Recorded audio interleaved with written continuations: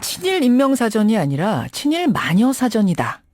어제 새누리당 하태경 의원이 저희와의 인터뷰에서 한 말입니다.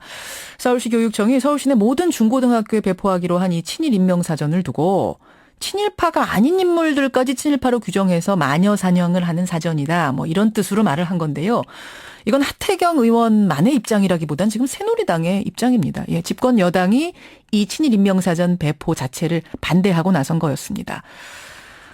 내용도 문제고 집필한 단체도 문제라는 새누리당의 입장. 이 입장에 대한 민족문제연구소 측의 반응은 어떨까요? 오늘 직접 들어보죠. 민족문제연구소 박한용 교육홍보실장 연결이 되어 있습니다. 실장님 안녕하세요. 네, 안녕하세요. 어제 방송은 들으셨습니까? 제가 직접 못 듣고 예. 어제 다시 보도된 내용을 그러셨어요. 들었습니다. 확인하셨군요. 이 사전에 내용에 문제가 있다는 게 우선 새누리당의 핵심 입장입니다. 그러니까 검증도 안 된 기준을 가지고 일방적으로 친일 여부를 결정해서 마녀 사냥을 하는 사전이다. 심지어 친일 임명사전 아니고 친일 마녀 사전이라고 불러야 된다. 이런 얘기까지 하셨어요. 어떻게 생각하십니까? 우리나라 속담에 입은 삐뚤어져도 말은 바로 하라고 했습니다. 예. 그래서 입구자도 정사각형으로 한자였습니다. 예. 지금 하태경 의원이나 지금 새누리당은 대통령부터 시작해서 전체 장관, 의원들까지 거의 뭐 친일 문제에 대해서 거의 정상적인 사람들의 상식적인 발언이나 말하기 어렵습니다. 상식적이지 예. 않다. 터무니없는 억지소리고 모함이죠. 예. 억지소리고. 예를 들어서 예. 저희들이 검증 안 받았다는데 친일면 사전이 18년 동안 걸려서 만든 거예요. 예. 박정희 대통령의 총집권 기간만큼의 그 고의를 짜서 만든 전문 사전입니다. 어허. 그리고 박정희 대통령의 아들 되는 박지만식조차도 아버지가 박정희 전 대통령이겠죠. 예. 이 사전 수록됐다 해서 발행 중지 가처분 소송을 냈다가 패소한 바도 있습니다. 아주 혹독하게 검증을 받고 나온 책입니다. 혹독하게 검증을 받고 나온 책에 대해서 자의적이다라고 하면 안 된다라는 말씀이신데 그럼 어떤 기준을 가지고 검증한 것인지 좀 구체적으로 밝혀주실 수 있습니까? 네. 일단 이 친일면 사진 나올 때 편찬위원회가 2001년에 만들어집니다. 예. 작업은 그전 91년부터 시작했지만 우리는 그 해방 후부터 반민특위 때까지 모든 친일 반민정이 관련 청소한 입법들과 입법 제안들 모두 다 검토했습니다. 전문가들이. 예. 여기에 따라서 뭐냐면 다시 학계의 의견과 편찬위원들의 의견을 모아서 공청회를 3번 열었습니다. 아하.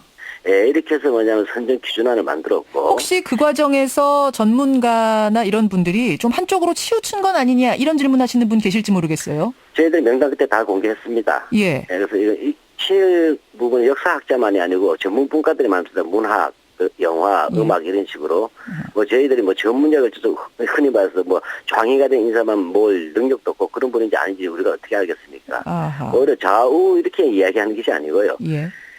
친일 임명사전에 소요되는 전문 분야의 학자들이 거의 망라되었다 이렇게 보시는 게 총 망라됐다. 한 몇 분 정도나 그러면은 직간접적으로 참여하셨을까요? 직간접적 하시면 한 230여 명 됩니다. 230여 명이 참여했다. 적어도 국정학교 가서 집필한다는 40명보다 5배입니다. 예. 공청회 3번 열고 그다음에 또 어떤 것들이 있었죠? 예, 그러고 나서는 이제 200명의 편찬위원회를 구성했어요. 편찬위에서 이 공청회 나온 기준안을 다시 재검토하고 예. 그다음에 분과위원회를 구성했습니다. 각 분야별로 문학, 음악, 영화, 역사, 정치 이런 식으로요. 예.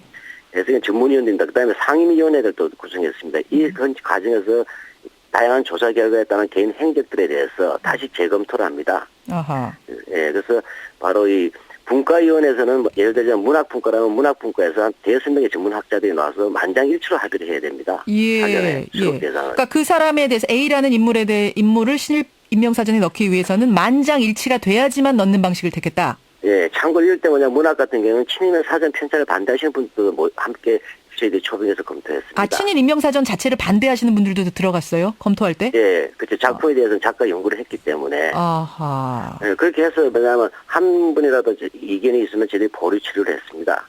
예, 왜냐하면 학교에서 한 명이라도 이견이 있으면 저희들이 안 되지 않습니까? 물론 그것이 새누리당스럽게 이견을 제시하면 안 되고 전문가적 견해가 필요한 거겠지만요. 예. 네, 이렇게 해서 3단계를 거쳤습니다. 내부에서 최종 인물 선정하는데. 알겠습니다. 네, 그렇게 하고 나서도 이것을 명단을 저희들이 또 기자회견을 통해서 명단을 다 공개했습니다. 예. 공개해가지고 왜냐 저희들 유족들의 개인 명단을 모르고 주소를 모르기 때문에 예. 예, 그래서 언론에 이제 광고까지 내고 해서 이의 신청을 받았어. 이의 신청한 사람들에 대해서 다시 재심을 하고 그렇게 해서 최종 확정한 것입니다. 그런데 어제 하태경 의원은 어떤 얘기를 했냐면 반민특위 때 친일 행위로 규정된 사람은 682명이었고 노무현 정부 때 정부 차원에서 친일 행위자로 판명한 건 1,006명이었는데 민족문제연구소 사전에는 무려 4,400명이나 들어갔다. 이거는 마녀 사냥을 위해서 친일 행위 안 한 사람까지 과도하게 포함시킨 거 아니냐. 이런 문제 제기하시던데요. 예, 뭐 선무당이 사람 잡는다고 어허. 이거 한마디로 웃기는 얘기입니다. 웃기는 얘기입니까? 예, 그 기초학습이 안 된 사람이죠. 한국 현대사에 대해서. 어. 그런 사람이 옛날에 또 무슨 뭐 진보운동을 했다니 뭐 이상한 사상운동 했다고 그런 거 뭐 좀 민망합니다. 반민특위 같은 경우는 애초에 예. 48년 9월 달에 만들어집니다. 예. 그래서 49년 6월 달에 사실상 거의 반민특위 습격 사건으로 활동이 정지가 돼서 1년도 채 안 됩니다. 활동이. 그렇죠. 예. 네, 그런 1년도 채 안 되는 것하고 두 번째 원래 죄송합니다. 애초에 7천여 명을 조사 대상으로 했어요. 7천여 명. 예, 근데 이승만 정권의 방해에 의해서 뭐냐면 실제로 1년도 안 돼가지고 해체되면서 10분의 1도 조사를 실제로 못한 거예요. 10분의 1도 못한 겁니까? 예, 그거 뭐 다 반민특위 박사학위 논문도 나와 있는데, 그렇죠. 그리고 실제 실효도 그래서 12명밖에 살지 않았어요. 예. 그래서 우리가 반민특위가 미완의 친일파 청산이라고 얘기하고, 동명동신이 친일파에서 역청산 당했다고 보여준 사례로 반민특위를 들고 있지 않습니까? 노무현 정부 때는 그럼 어떻습니까? 1,006명밖에 안 나온 것은 왜 그럴까요? 예. 자, 노무현 정부 때는 여당의, 그 당시에는 야당이겠죠. 예. 한나라당이지. 아주 강력한 반발이 있었습니다. 잘 알다시피 그 당시에 그 다수당이었지 않습니까? 예, 예. 이 다수 야당이었던 당시 한나라당에서 강력한 반발에서 입법 자체가 진통을 겪은 겁니다. 그래서 입법 자체가 지금서 대단히 축소가 되었던 것이에요. 예, 축소가 된 것이다. 예, 그렇게 하면서 반민족 행위자들 같은 경우는 마땅히 역사적 책임을 물어야 될 사람들 가운데서도 가장 극악하고 예. 이제 극렬한 친일했던 사람들로 아주 좁게 제한됐던 것이죠. 그래서 이름도 친일 인명사정과 다르게 친일 다음에 반민족 행위라는 말까지 엄중하게 붙어서 알겠습니다. 예, 됐습니다. 예. 그래서 참고로 말씀드리자면 예, 이런데도 분명히 하태경 의원이 알게 될 조선일보 사장 방응모나 동아일보 사장 김성수는 바로 그런 속에서도 반민족 행위자로 들어가 있다는 사실을 아셔야 됩니다. 1,006명. 그렇게 해서 1,006명이었던 거고 민족문제연구소가 지목한 4,400명도 그러면 예를 들어서 그 당시에 이제 하위 관리직이었던 분들 일제강점기예요.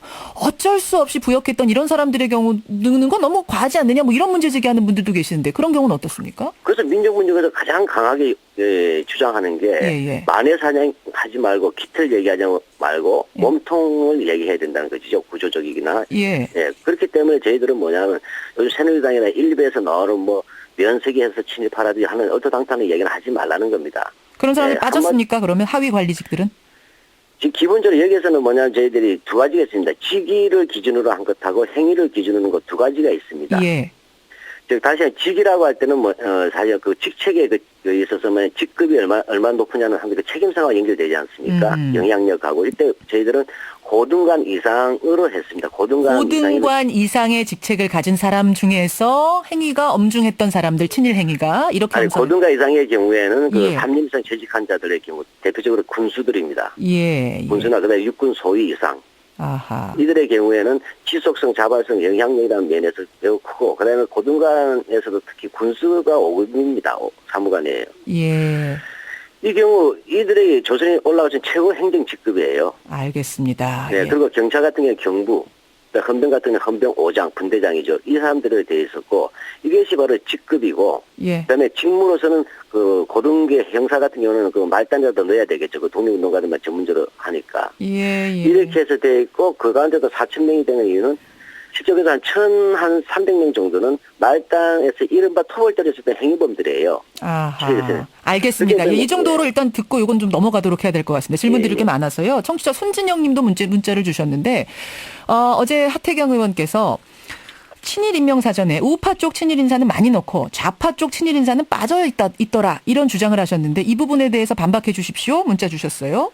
네, 하태경 의원이 먼저 빠지는 좌파는 누구지? 우파 좌파로 다 나눌 능력에서 한번 나눠보라고 했으면 좋겠습니다. 이렇게 말씀하시더라고요. 그러니까 윤치호와 여운형 둘 다 한일합방을 권유했는데 윤치호는 보수 쪽이고 여운형은 좌익 쪽이어서 윤치호는 포함되고 여운형은 빠졌다. 이건 잘못됐다. 이런 말씀하시더라고요.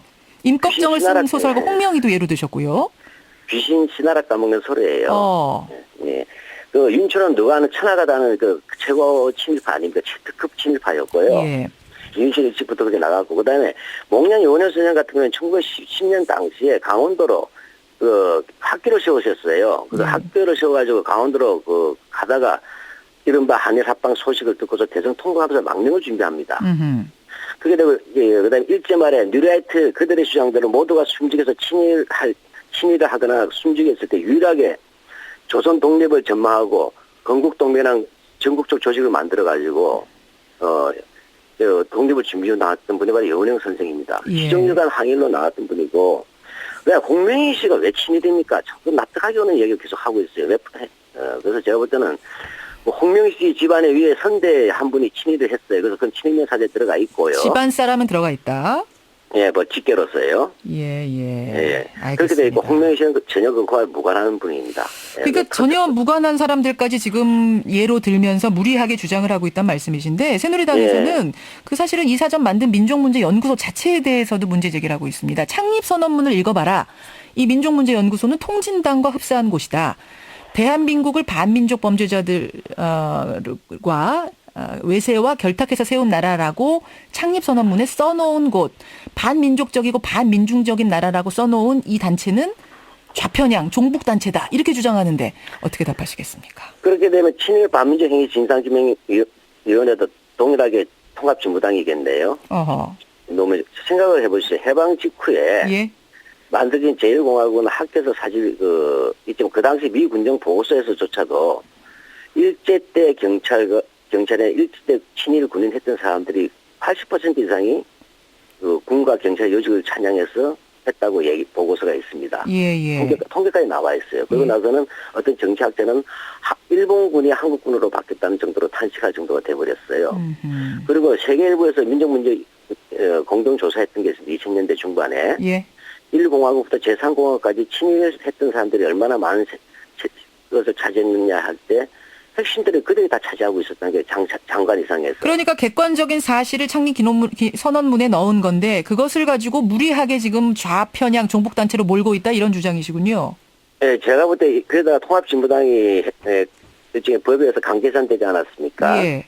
이런 속에서 색깔론이라는 게 나왔죠. 색깔론을 지금 뒤집어 씌우고 있다. 예, 그러니까 이건 해방 후에 친일파들이 하던 단골 메뉴예요. 예, 단골 메뉴는 뭐냐면 한마디로 하면 저는 이 색깔론이 지금은 정상적인 것도 아니지만 예. 거의 사이코패스 수준으로 나오는 발언들 같아요. 사이코패스 수준으로 색깔론을 지금 뒤집어 씌우고 있다. 왜냐하면 국가보안법이 존재하는 상황에서 그런 말은 엄청나게 위험한 발언입니다. 예. 어제 하태경 의원이 이런 얘기도 하셨어요. 사회적 합의란 말을 제일 많이 쓰셨는데 예. 이 친일인명사전에 대한 사회적 합의가 이렇듯 충분하지 않은데 시민의 세금을 써서 각 학교에 어떻게 배포하겠느냐. 사회적 합의 어떻게 보세요? 사회적 합의라고 하는 말보다 이제 역사적 의무와 사회적 합의 두 가지가 있습니다. 예. 짧게 좀 잘 부탁드립니다. 예. 사회적 합의라고 해서 이미 7.2년 사전이라고 하는 것은 1991년대부터 시작이 되어 왔고 그다음에 친일 문제가 하나의 연구 분야로 되어 있습니다. 그리고 7.2년 사전을 만들 때 그 기초 사업에서 기초 사업 이제 사전 자체의 사업이 아니고 일제 강점기 임무 조사하는 그 예산이 국회에서 전액 삭감되었을 때 이것을 보고 시민들이 자발적으로 뭐냐면 모금을 해줘가지고 열흘 만에 5억 원이 모였습니다. 시민 성금으로 만든 것인데 왜 사회적 합의가 안 됐냐는 말씀이세요. 네, 그렇게 해가지고 뭐냐면 오히려 그 정당성이 더욱더 확인되었었죠. 알겠습니다. 유일하게 반대하던 사람들은 바로 자기들의 직계 조상들이 친일로 몰려있는 사람들이었어요. 예, 여기까지 오늘 말씀 듣도록 할 텐데요. 짧게 공식 대응 계획 있으십니까? 지금 국회의원은 하나의 입법 대기구입니다. 사람 자체가. 예. 이렇게 무책임한 발언에 터무니없는 말들, 낭설, 그다음에 유언비어, 흑색 선전 이런 것들에 대해서는 아마 연구소도 그냥 넘어가기는 어려울 것 같습니다. 여기까지 말씀 듣죠. 예, 민족문제연구소 박한용 교육홍보실장 고맙습니다. 네.